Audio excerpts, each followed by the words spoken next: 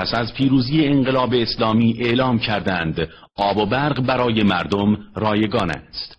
اما پس از آن کارشناسان اعلام کردند که اجرای این موضوع تنها برای افراد کف جامعه امکان پذیر است.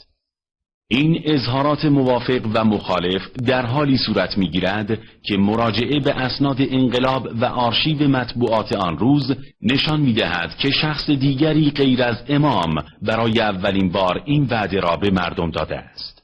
در حقیقت مطلب امروز من هم افشای این دروغ 30 ساله و بیان یک واقعیت پنهان است. ابتدا به عبارت امام خمینی رحمت الله علیه توجه کنید. ما علاوه بر این که زندگی مادی شما را میخواهیم مرفه بشد، زندگی معنوی شما را هم میخواهیم مرفه باشد. شما به معنویات احتیاج دارید. معنویات ما را بردن اینها.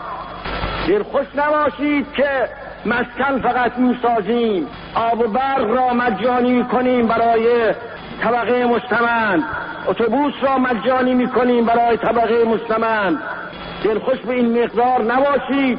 معنویات شما را، روحیات شما را عظمت میدیم، شما را به مقام انسانیت میرسانیم.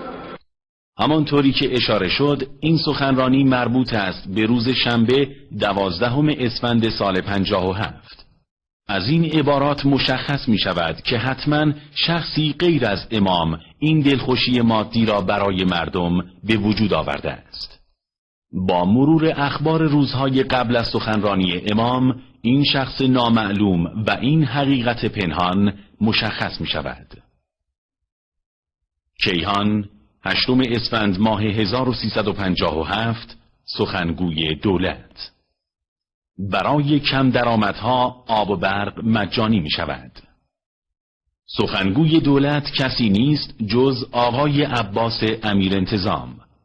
به عبارت دیگر لایحه آب و برق مجانی را اولین بار دولت موقت مهندس بازرگان تصویب کرد و وعده